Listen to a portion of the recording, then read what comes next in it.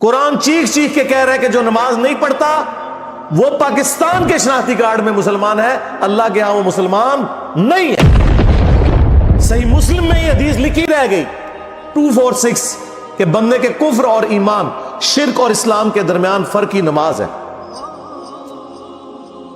یہ حدیث مسلم میں ہی لکھی رہ گئی کہ ابن مسعود رضی اللہ تعالیٰ عنہ کہتے ہیں کہ جماعت کے ساتھ نماز پڑھنا یہ سنت خدا ہے، یہ تمہارے نبی کی وہ سنت ہے جو اللہ نے انہیں عطا کی، اگر اسے چھوڑ دو گے تو برباد ہو جاؤ گے۔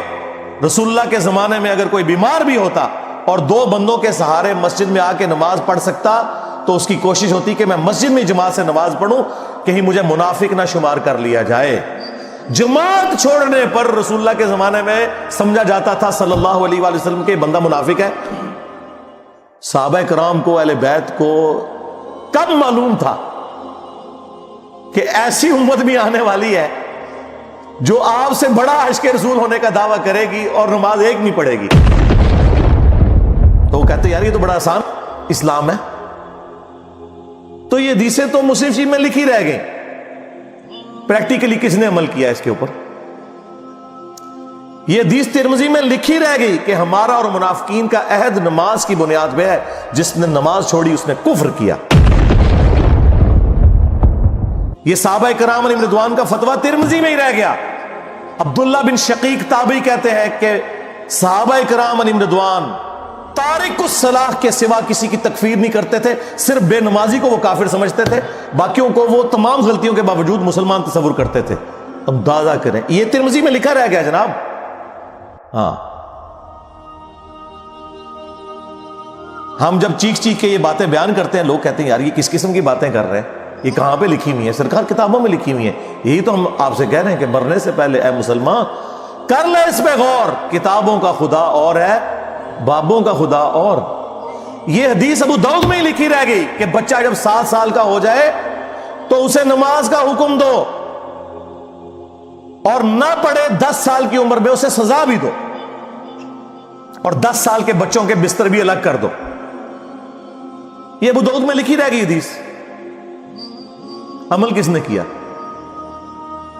یہ حدیث ابن ماجہ میں لکھی رہ گئی کہ نبی علیہ السلام نے فرمایا اے معاذ اللہ کے ساتھ شرک نہ کرنا، خواہ تمہارے ٹکڑے ٹکڑے کر دیے جائیں، تمہیں قتل کر دیا جائے، سولی دے دیا جائے، یا آگ میں زندہ جلا دیا جائے، شرک نہ کرنا۔ یہ پہلی نصیحت۔ اسی حدیث میں دوسری نصیحت، نماز نہ چھوڑنا۔ تمہارا اللہ کے ساتھ عہد نماز کی بنیاد پہ ہے، اگر تم نے نماز چھوڑ دی تو اللہ کا ذمہ اٹھ گیا تم سے۔ اور تیسری چیز فرمایا شراب نہ پینا، یہ تمام برائیوں کی جڑ ہے۔ تو یہ حدیثیں تو لکھی رہ گئی سرکار۔ یہ حدیث مسند احمد میں ہی لکھی رہ گئی کہ نبی علیہ السلام نے فرمایا کہ نماز قیامت کے دن نمازی کے لیے دلیل، نجات اور نور ہوگی، اور جو نماز نہیں پڑھتا قیامت کے دن نہ اس کے لیے کوئی دلیل ہوگی اللہ کے حضور بچنے کی، نہ نجات اور نہ کوئی روشنی، نور جو پولیس رات سے گزرنے کے لیے قرآن میں ہے نا، وہ نور۔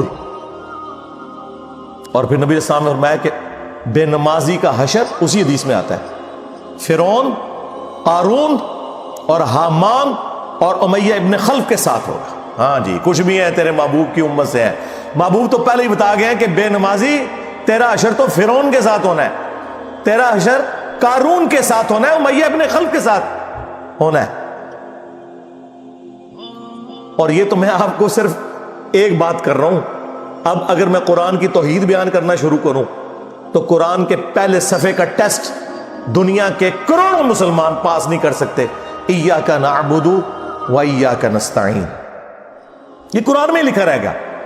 ماشاءاللہ فجر کی نماز میں یہ پڑھ کے نکلتا ہے، اور مسجد کے ساتھ جو دربار ہے ریگولرلی حاضری دے کے اس بابے سے بھی مانگ کے گھر آتا ہے۔ تو کیا نماز تو پڑھی؟ تو مسلمان ہے،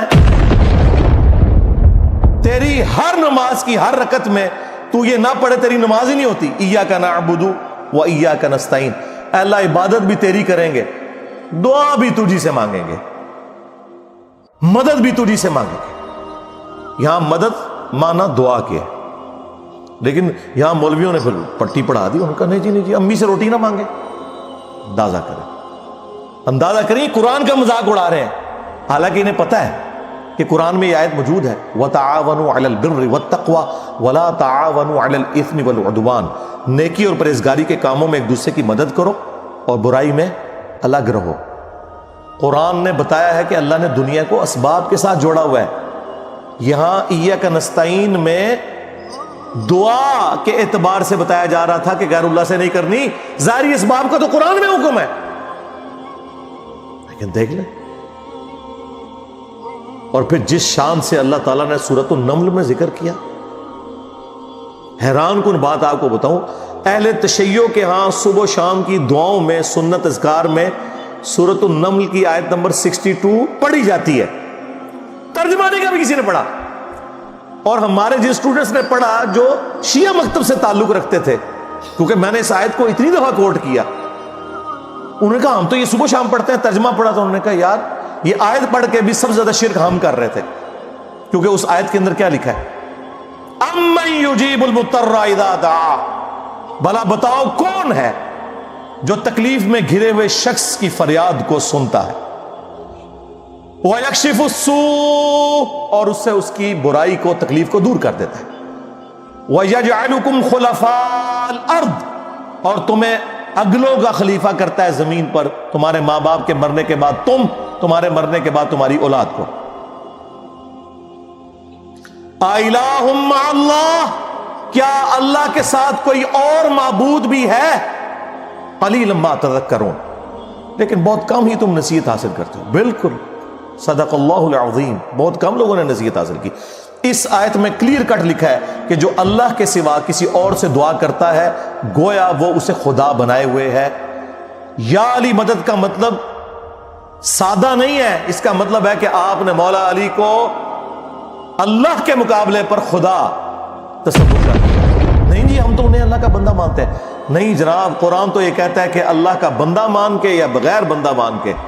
جب تمہارا یہ عقیدہ ہے کہ اللہ کے سوا کوئی تمہاری تکلیف دور کر سکتا ہے، جی پیچھے اللہ ہی ہے، اچھا اللہ پیچھے رکھ رہے ہیں. یہ دیکھیں حدیث میں لکھا ہوا ہے نماز کا طریقہ. اور نہیں جی ہمارے امام صاحب نے بھی تو وہی کچھ بتایا نا، پیچھے تھے اتنے بھی نبی علیہ السلام نے. نبی علیہ السلام پیچھے رکھنے کے لیے، میرے نبی صاحب ہے ہی کوئی نہیں، تیرے بابے تھے شاہ ہی کوئی نہیں. اللہ پیچھے، رسول پیچھے، آگے تمہارے بابے. عزتیں اویل کی ہیں تم نے اللہ اور اس کے رسول کے نام کے اوپر، چندے کھائے ہیں تم نے رسول اللہ کے نام کے اوپر صلی اللہ علیہ وآلہ وسلم. سواریاں سوار کی ہیں تم نے مکے اور مدینے کے نام کے اوپر، اور غداری کی ہے اپنے دین کے ساتھ. ممبروں پہ چڑھ کے کہتے ہو قرآن و حدیث ڈائریکٹ نہ پڑھنا، گمراہ ہو جاؤ گے. واہ، یہ کوئی یہودی یا نصرانی آ کے بات کرے ہم منہ توڑ دیں. جس طرح آج آگ لگانے کے اوپر قرآن کو ہمیں کتنا غصہ چڑھا ہوا ہے. تیرا مفتی ہر جمعے کو کھڑا ہو کے کہ قرآن اور بخاری ڈائریکٹ نہ پڑھنا، گمراہ ہو جاؤ گے.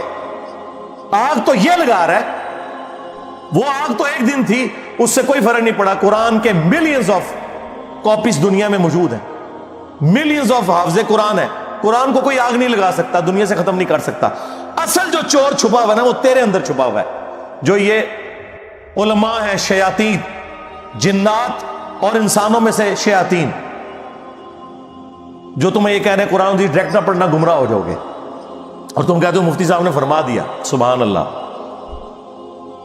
دنیا میں اگر کوئی مفتی صاحب لمبی داڑھی اور پگڑی اور ہاتھ میں تسبیح کے ساتھ آپ کو کوئی 2 نمبر چیز دے دیں، آپ ایک استری خریدنے کے لیے جائیں اپنے کپڑے کرنے کے لیے، اور اس پہ جعلی مور لگا کے وہ بندہ آپ کو وہ استری دے دے، اور آپ کو بعد میں پتہ چل جائے اس نے دھوکہ کیا ہے، تو آپ کیا کہیں گے؟ مفتی صاحب نے فرما دیا استری شریف. آپ غصے میں بھرے ہوئے جائیں گے اور کہیں گے کہ تو داڑھی رکھ کے بےایمانیاں کر رہا ہے، کہیں گے نا.